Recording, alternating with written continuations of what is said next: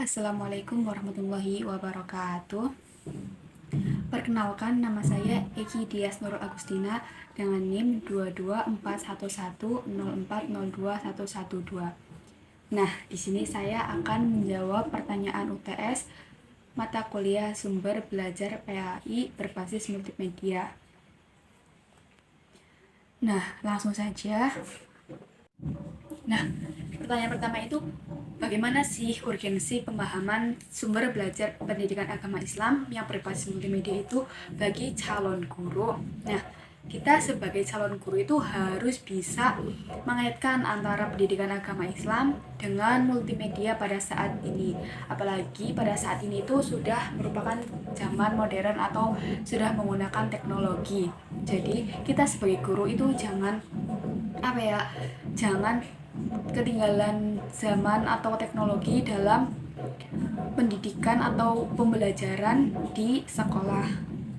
Nah, urgensinya itu apa saja sih? Yang pertama itu, kita sebagai calon guru di masa depan, kita tuh harus meningkatkan interaksi siswa. Nah, pada saat ini, pada zaman ini, multimedia itu sudah dapat meningkatkan interaksi siswa dalam pembelajaran, baik itu dalam pembelajaran apapun. Tapi di sini itu kita harus mengaitkan dengan pembelajaran agama Islam dengan pembelajaran multimedia. Nah, yang kedua itu kita harus meningkatkan minat siswa dalam pendidikan yang berbasis multimedia. Nah, bagaimana cara meningkatkan minatnya? Jadi kita sebagai calon guru, kita harus memiliki strategi-strategi dalam menyampaikan pembelajaran kepada seorang siswa. Nah, selain itu, kita sebagai calon guru juga dapat membantu atau menyampaikan materi itu secara efisien dan secara efektif. Nah, dalam menyampaikan pembelajaran secara efisien dan efektif ini tuh sangat membantu dalam menyampaikan materi ini kepada siswa. Nah, selain itu juga meningkatkan hasil belajar. Nah, faktor ini tuh sudah banyak penelitian yang menunjukkan bahwa multimedia itu tuh sangat memudahkan guru dalam memberikan materi pembelajaran terhadap siswa. Contohnya saja pada saat ini kita memberikan materi sejarah seperti itu. Nah, kita itu dapat memberikan video dahulu atau sebuah film pendek yang berkaitan dengan pembelajaran tersebut belum pembelajaran. Nah, kita lanjut kepada pertanyaan nomor 2. Nah, pertanyaannya, ada apa saja teori-teori psikologi pendidikan yang berkaitan dengan materi sumber pembelajaran PAI berbasis multimedia? Nah, kalau menurut saya itu terdapat beberapa teori belajar dalam melandasi pengembangan multimedia pembelajaran. Yang pertama yaitu teori belajar kognitif. Nah, teori belajar kognitif itu apa sih? Teori belajar kognitif itu teori kayak perubahan tingkah laku siswa. Nah, jika kita sebagai calon guru itu sudah bisa merubah tingkah laku siswa, berarti kita sudah menerapkan tingkat teori belajar kognitif. Nah, dalam teori pembelajaran kognitif itu menuntut siswa untuk memperhatikan, mengingat, memproses informasi, dan yang lain sebagainya. Nah, dalam pengembangan multimedia interaktif ini, teori tersebut itu dapat diterapkan dengan menyajikan informasi secara visual maupun audio yang dapat membantu peserta didik dan memproses informasi pembelajaran. Jadi di teori kognitif ini siswa itu dituntut berubah perilaku dari perilaku yang sebelumnya dikatakan belum bisa, itu berubah menjadi ke tingkah laku yang sudah bisa atau mengalami perubahan. Nah, yang kedua yaitu ada teori belajar konstruktivistik. Nah, dalam teori pembelajaran ini tuh peserta didik membangun pengetahuannya sendiri melalui pengalaman belajar yang aktif. interaktif. Nah, dalam pengembangan multimedianya itu bagaimana sih?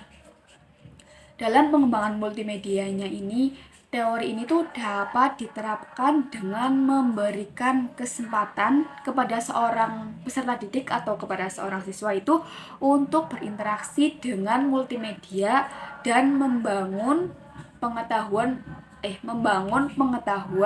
pembelajarannya sendiri. Jadi siswa itu dituntut untuk kayak mencari atau membangun pembelajaran dalam sebuah pembelajaran itu sesuai dengan pengetahuan atau kemampuannya sendiri-sendiri. Nah, yang selanjutnya kita akan membahas pertanyaan nomor 3. Sebutkan minimal 3 aplikasi yang berbasis atau yang dapat berkaitan dengan pembelajaran PAI berbasis multimedia ini, menyebutkan keunggulannya dan kelemahannya. Nah, yang saya temukan itu yang pertama yaitu ada aplikasi Siswa PAI. Nah, Siswa PAI ini merupakan sebuah aplikasi pembelajaran yang dapat dilakukan secara online ataupun dari jarak jauh. Nah, aplikasi ini tuh termasuk aplikasi di bawah naungan AGPAI Digital.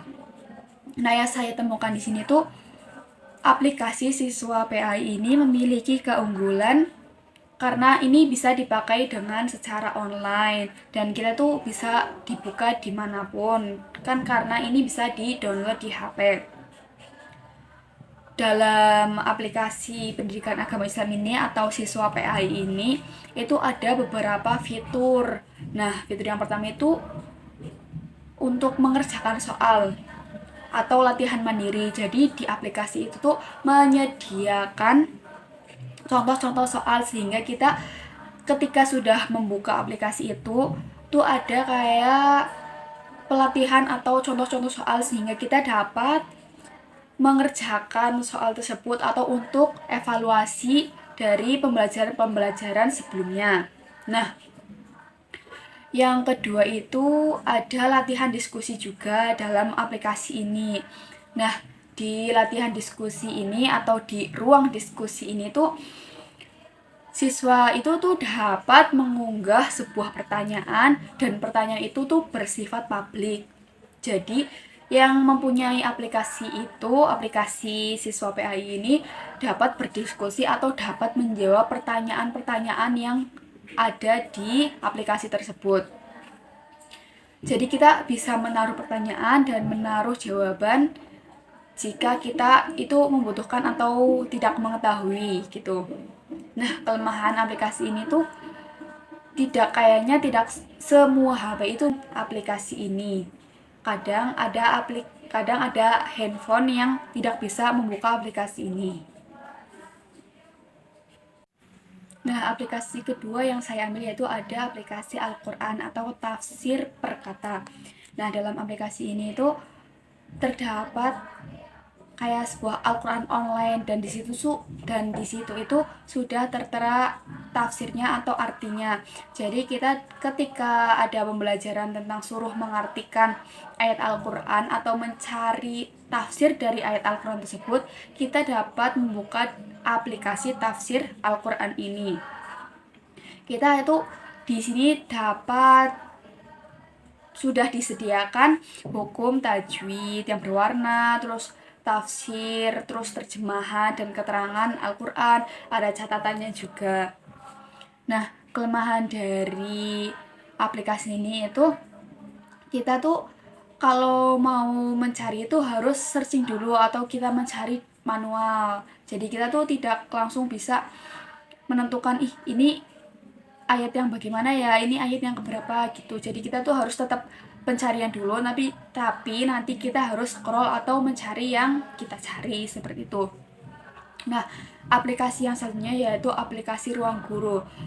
Sudah tidak asing dengan aplikasi Ruang Guru kan. Aplikasi Ruang Guru itu aplikasi online yang sudah kayak nomor 1 di Indonesia kan.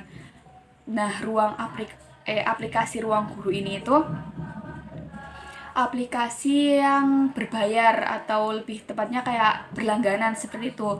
Tapi di sini memiliki keunggulan jika kita sudah berlangganan dengan aplikasi Ruang Guru itu, kita dapat kayak mengikuti les online gitu atau pembelajaran online. Jadi ketika kita tidak mengetahui atau materi-materi pembelajaran yang sedang dibahas atau sedang dipelajari, kita bisa tanyakan ke mentor karena di Ruang Guru itu ada mentornya.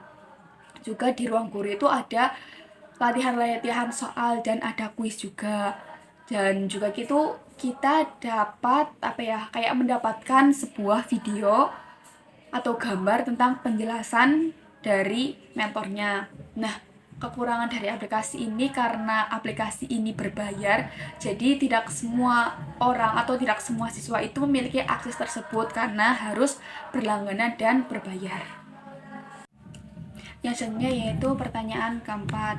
Pertanyaan keempat sendiri yaitu menjelaskan dari aplikasi yang saya sudah sebutkan tadi. Nah, saya di sini tuh mengambil siswa PAI. Nah, aplikasi siswa PAI itu aplikasi yang di bawah naungan AGPAII digital. Jadi ketika kita sudah mendownload atau sudah mempunyai aplikasi tersebut, kita dapat membukanya. Nah, membukanya itu kita dapat memilih materi-materi atau yang berkaitan dengan pendidikan agama Islam dan budi pekerti. Nah, di dalamnya itu kita dapat memilih materi apa sih, pembelajaran apa sih yang kita ingin cari seperti itu. Nah, setelah kita membaca-membaca atau setelah mempelajari dari pembelajaran yang kita minati atau kita cari itu, kita dapat mengerjakan latihan-latihan soal. Nah, latihan-latihan soalnya itu untuk evaluasi diri kita, apakah diri kita itu sudah memahami dari pembelajaran itu sih, seperti itu.